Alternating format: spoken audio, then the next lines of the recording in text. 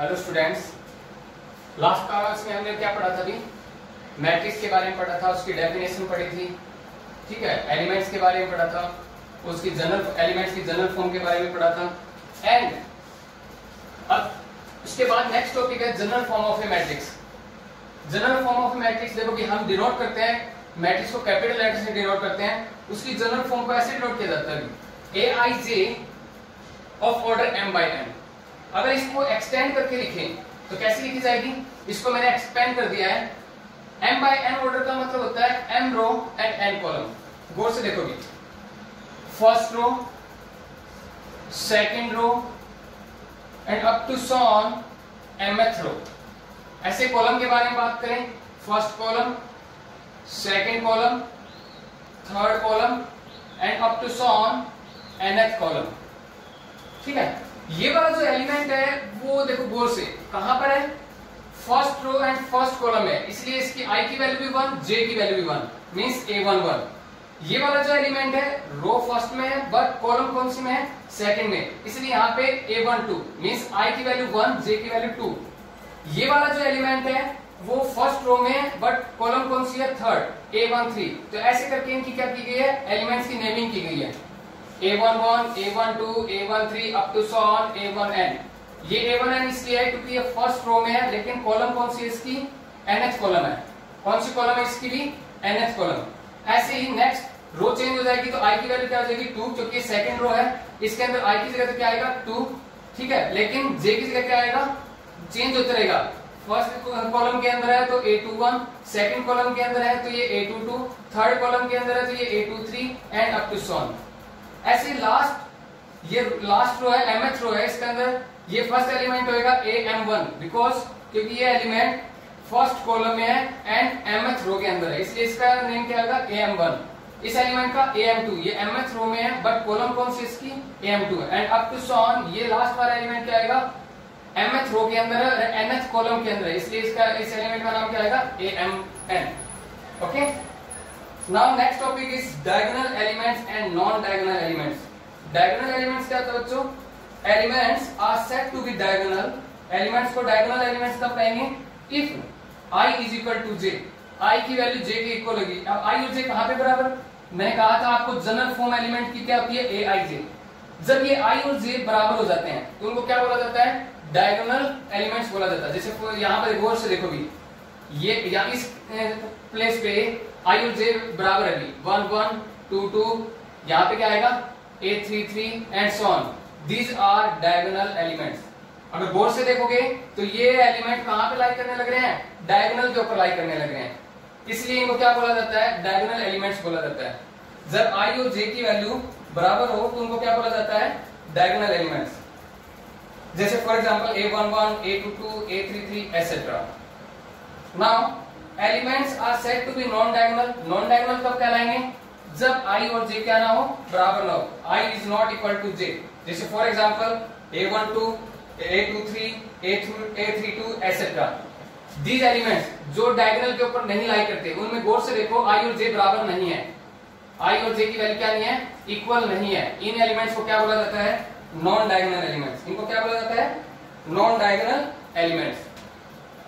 Now the time of types of matrix. अब हम किसके बारे में पढ़ेंगे? टाइप्स ऑफ मैट्रिक्स के बारे में पढ़ेंगे, क्योंकि हमने जो मैट्रिक्स की जनरल बातें थी वो पढ़ चुके हैं। अब किसकी बारी आ गई है? उनकी टाइप्स पढ़ने की बारी आ गई। Types of matrix. सबसे पहली टाइप है रो मैट्रिक्स। सबसे पहली टाइप क्या है? Row matrix. रो मैट्रिक्स क्या कह रही है? Matrix of order 1 by n is called row matrix. वो मैट्रिक्स जिसका ऑर्डर क्या हो? 1 by n। 1 by n का मतलब क्या होता है? 1 रो एंड कॉलम कितनी भी हो सकती है। मैंने यहाँ n लिखा है, n का मतलब है 2 भी हो सकती है, 3 भी, 4 भी, 5 भी एंड सो ऑन। मींस रो कितनी होनी चाहिए? ओनली 1। वो मैट्रिक्स जिसके अंदर ओनली एक रो हो उसको क्या बोला जाता है? Row matrix. देखो ये देखो भी, इसका ऑर्डर 1 by 4 है। ये एक एग्जांपल दिया है, p इज इक्वल टू 3 5 7 8। एक मैट्रिक्स है, उसके अंदर एलिमेंट है 3 5 7 8। इसके अंदर रो कितनी है? 1, बट कॉलम कितनी है? 1 2 3 4। 1 रो एंड 4 कॉलम। तो इस मैट्रिक्स को क्या बोला जाएगा? Row matrix. Now column matrix. Second type क्या है? Column matrix. कॉलम मैट्रिक्स क्या होती है? Matrix of order m by n। देखो नाम से पता चलने लगा, इसके अंदर रो मैट्रिक्स के बारे में था तो 1 रो, इसमें कॉलम मैट्रिक्स के बारे में बात की तो 1 कॉलम। वो मैट्रिक्स जिसके अंदर ओनली 1 कॉलम हो। आपको पता है ना ऑर्डर के अंदर बाद वाले को किसके लिए रिप्रेजेंट किया जाता है, कॉलम के लिए, और आगे वाले को किसके लिए रिप्रेजेंट किया जाता है, रो के लिए। तो ये कह रहा है वो मैट्रिक्स जिसका ऑर्डर m by 1 हो, या मींस रो तो कितनी भी हो सकती हैं बट कॉलम कितनी होनी चाहिए, ओनली 1 कॉलम होनी चाहिए। उस वाली मैट्रिक्स को क्या कहते हैं, हम कॉलम मैट्रिक्स कहते हैं। जैसे फॉर एग्जांपल क्यों एक मैट्रिक्स है 2 5 6, इसके अंदर रो कितनी है 1 2 3, रो कितनी है 1 2 3, बट कॉलम कितनी है ओनली 1, इसलिए इसका ऑर्डर क्या आएगा 3 by 1। इस वाली मैट्रिक्स को क्या कहेंगे हम, कॉलम मैट्रिक्स। अब यहां देखो बेटा सिंगलटन मैट्रिक्स कौन सी होती है। देखो नाम से पता चलने लग रहा है सिंगलटन किसके लिए यूज हुआ है, सिंगल एलिमेंट के लिए। वो मैट्रिक्स जिसके अंदर ओनली एक ही एलिमेंट हो, या फिर यू कैन से वो मैट्रिक्स जिसके अंदर ओनली 1 रो एंड 1 कॉलम हो। जिसके अंदर 1 रो 1 कॉलम करोगे आप तो उसके अंदर एक ही एलिमेंट आएगा, ठीक है। तो ऐसी मैट्रिक्स को क्या बोला जाता है, सिंगलटन मैट्रिक्स बोला जाता है। जैसे फॉर एग्जांपल A = 2, इसके अंदर 1 रो है एंड 1 ही कॉलम है। नेक्स्ट टाइप क्या है, नल या फिर जीरो मैट्रिक्स। इसको नल मैट्रिक्स भी बोल सकते हैं और जीरो मैट्रिक्स भी बोल सकते हैं। If in a matrix all the elements are zero, वो मैट्रिक्स जिसके अंदर सभी के सभी एलिमेंट्स क्या हो, जीरो हो, हम उस मैट्रिक्स को क्या कहेंगे, जीरो मैट्रिक्स कहेंगे। वो मैट्रिक्स जिसके अंदर सारे के सारे एलिमेंट क्या हो, जीरो हो, हम उसको क्या कहेंगे, zero matrix. It is generally denoted by O। इसको किससे डिनोट किया जाता है जनरली, ये O है बेटा, ना कि जीरो। कभी आप इसको जीरो समझिए, क्या है, O है। इसके एलिमेंट क्या होते हैं, सभी के सभी एलिमेंट क्या होते हैं, जीरो। जैसे फॉर एग्जांपल एक मैट्रिक्स है जिसका ऑर्डर 1 by 1 है, इसके अंदर एक एलिमेंट है वो जीरो, एक एलिमेंट है वो भी क्या है, जीरो। ये मैट्रिक्स है, इसके अंदर भी सभी के सभी एलिमेंट्स क्या है, जीरो। इसका ऑर्डर कितना है 2 रो एंड 3 कॉलम। ये 2 by 3 ऑर्डर की क्या है, जीरो मैट्रिक्स है। भाई जीरो मैट्रिक्स रेक्टेंगुलर मैट्रिक्स भी हो सकती है और स्क्वायर मैट्रिक्स भी, मींस उसकी नंबर ऑफ रो इक्वल भी हो सकती है और इक्वल नहीं भी हो तब भी काम चल सकता है। उसके बाद है रेक्टेंगुलर मैट्रिक्स। रेक्टेंगुलर मैट्रिक्स क्या है, ए मैट्रिक्स, देखो मैंने आपको ये अभी बता दें, यहाँ पे एक मैट्रिक्स को हम ऐसे भी डिनोट करते हैं, ये क्या है जनरल फॉर्म है, तो मैंने वही यहाँ यूज कर रखी है।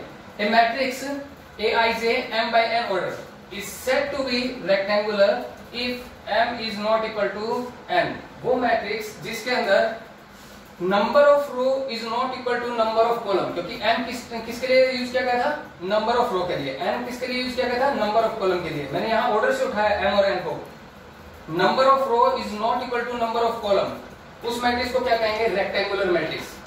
यू कैन से कि भी वो मैट्रिक्स जिसका ऑर्डर m by n हो और m is not equal to n, उस वाली मैट्रिक्स को क्या कहेंगे, हम रेक्टेंगुलर मैट्रिक्स कहेंगे। जैसे फॉर एग्जांपल मैंने एग्जांपल दे रखा है, एक मैट्रिक्स है उसके अंदर 2 रो है एंड 3 कॉलम्स है, means m is not equal to n, क्योंकि 2 क्या नहीं होता, 3 के इक्वल नहीं होता, इसलिए इस मैट्रिक्स को क्या कहेंगे, हम रेक्टेंगुलर मैट्रिक्स।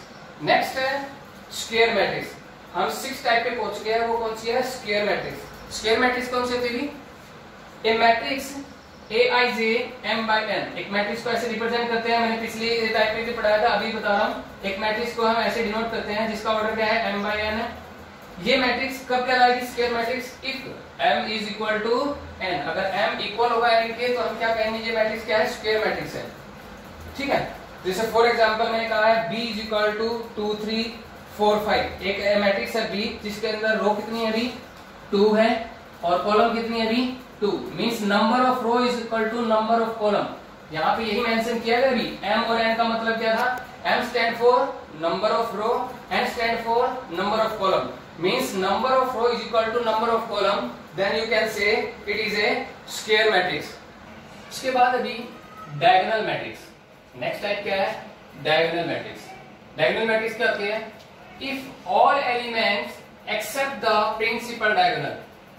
ये कह रहा है कि भी सभी के सभी एलिमेंट कौन से, उन किसको छोड़ के, प्रिंसिपल डायगोनल को छोड़ के जितने भी एलिमेंट हैं वो सब के सब स्क्वायर मैट्रिक्स में अगर जीरो कर दिया जाए तो क्या बन जाती है, वो मैट्रिक्स डायगोनल मैट्रिक्स बन जाती है।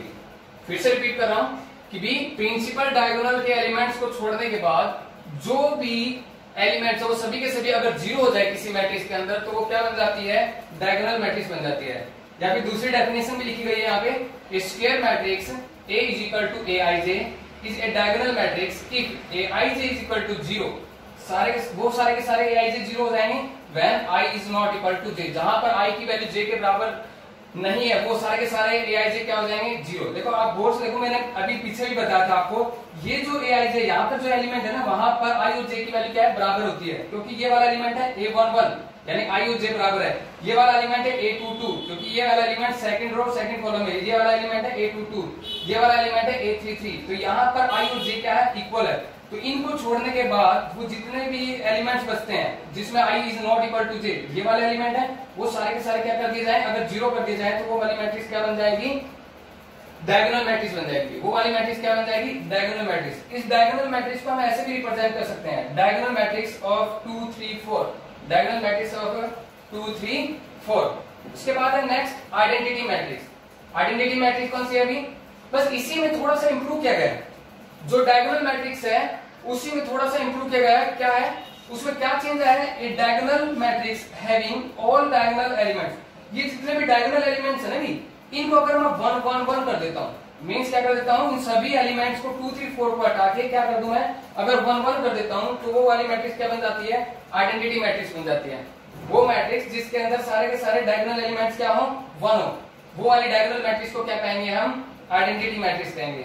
इस आइडेंटिटी मैट्रिक्स को किससे डिनोट किया जाता है, अगर ऑर्डर n है तो उसको रिप्रेजेंट करने के लिए in यूज किया जाता है। जैसे फॉर एग्जांपल मैंने कहा एक मैट्रिक्स है I2 का मतलब है order 2/2, square matrix of order 2/2, 2/2 की आइडेंटिटी मैट्रिक्स क्या होती है, 1 0 0 1।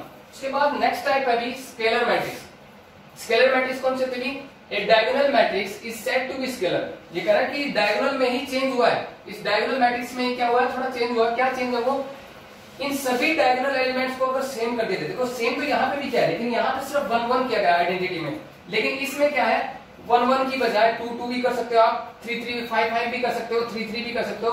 अगर सभी के सभी डायगोनल एलिमेंट्स को अगर हम सेम कर दें तो वो वाली डायगोनल मैट्रिक्स क्या कहलाएगी, स्केलर मैट्रिक्स कहलाएगी। उसके बाद नेक्स्ट टाइप है ट्रायंगुलर मैट्रिक्स। ट्रायंगुलर मैट्रिक्स दो टाइप की होती है। ट्रायंगुलर मैट्रिक्स को मैंने दो टाइप में डिवाइड कर रखा है यहाँ पे, देखो एक तो है अपर ट्रायंगुलर मैट्रिक्स, नेक्स्ट है लोअर ट्रायंगुलर मैट्रिक्स। अपर ट्रायंगुलर मैट्रिक्स कौन सी होती है, देखो नाम से पता चलने लग रहा है अपर ट्रायंगुलर मैट्रिक्स में ऊपर ट्रायंगल बनेगी और इसमें लोअर ट्रायंगुलर मैट्रिक्स में नीचे ट्रायंगल बनेगी। तो देखो अपर ट्रायंगुलर मैट्रिक्स की डेफिनेशन देखो भी, a square matrix Aij is called upper triangular matrix. एक स्क्वायर मैट्रिक्स Aij को हम अपर ट्रायंगुलर मैट्रिक्स कब कहेंगे, if Aij is equal to 0, वो Aij 0 हो जब when I is greater than j, जहां पर I की वैल्यू j से बड़ी हो वो वाले Aij क्या कर दूं, अगर 0 कर दूं। जैसे फॉर एग्जांपल देखो मैं जनरल फॉर्म लिख रहा हूं 3/3 ऑर्डर की, ये होती है general form A11 A12 A13 A21 A22 A23 A31 A32 A33। आप गौर से देखो यहाँ पर तो इक्वल है I और j, यहाँ पे देखो I और j में क्या रिलेशन है, देखो इसने बोला था I की वैल्यू j से बड़ी हो, तो यहाँ पे तो I की वैल्यू j से छोटी है, तो ये यहाँ पर I की वैल्यू j से बड़ी है, यहाँ पे I की वैल्यू j से बड़ी है और यहाँ पे I की वैल्यू, बाकी इन तीन जगह पे I की वैल्यू j से छोटी है और यहाँ पर इक्वल है। तो ये वो वाले एलिमेंट जहां पर I की वैल्यू j से बड़ी हो वो वाले एलिमेंट क्या कर दूं, मैं 0 कर दूं, मींस ये वाले एलिमेंट क्या हो जाए, 0 हो जाए, तो उस वाले मैट्रिक्स को क्या कहेंगे, अपर ट्रायंगुलर मैट्रिक्स। या फिर ऐसे भी कह सकते हैं अपर ट्रायंगुलर मैट्रिक्स में डायगोनल से लोअर वाले एलिमेंट, अपर में लोअर वाले एलिमेंट, किससे लोअर, डायगोनल से लोअर वाले एलिमेंट क्या होते हैं, 0 होते हैं। अपर ट्रायंगुलर मैट्रिक्स में अपर एक ट्रायंगल बनती है, देखो ये बनने लगी, इसलिए इसको क्या बोला जाता है, अपर ट्रायंगुलर मैट्रिक्स। इसे नेक्स्ट क्या है, lower triangular matrix. Lower triangular matrix क्या होती है, square matrix Aij is called lower triangular matrix. वो स्क्वायर मैट्रिक्स जिसके अपर triangular matrix, sorry lower triangular matrix कब कहेंगे इसको, जिसमें Aij 0 हो, कब, जब I की वैल्यू j से छोटी हो। यहाँ पे गौर से देखो I की वैल्यू j से बड़ी वाले 0 बता रहा है, लोअर ट्रायंगुलर मैट्रिक्स में I की वैल्यू जब j से छोटी होगी तब वाले एलिमेंट क्या करने हैं, हमें 0 करने। जैसे फॉर एग्जांपल यहीं पे गौर से देखो, मैंने कहा था यहाँ पे, यहाँ I की वैल्यू j से छोटी है, यहाँ पे I की वैल्यू j से छोटी है और यहाँ पे I की वैल्यू j से छोटी है, क्योंकि ये वाला एलिमेंट A12 है, 1 2 से क्या होता है, छोटा होता है। ये वाला एलिमेंट A13 है, 1 3 से छोटा होता है। ये वाला एलिमेंट A23 है, 2 3 से छोटा होता है। इन तीन एलिमेंट्स को अगर मैं 0 कर दूं इन तीन एलिमेंट्स को अगर मैं क्या कर दूं, ये वाले एलिमेंट्स को अगर मैं 0 कर दूं तो क्या बन जाएगी, लोअर ट्रायंगुलर मैट्रिक्स। देखो यहाँ पे लोअर पे क्या बनने लग रहा है, ट्रायंगल बनने लग रहा है, ठीक है, इसलिए इसको क्या बोला जाता है, लोअर ट्रायंगुलर मैट्रिक्स।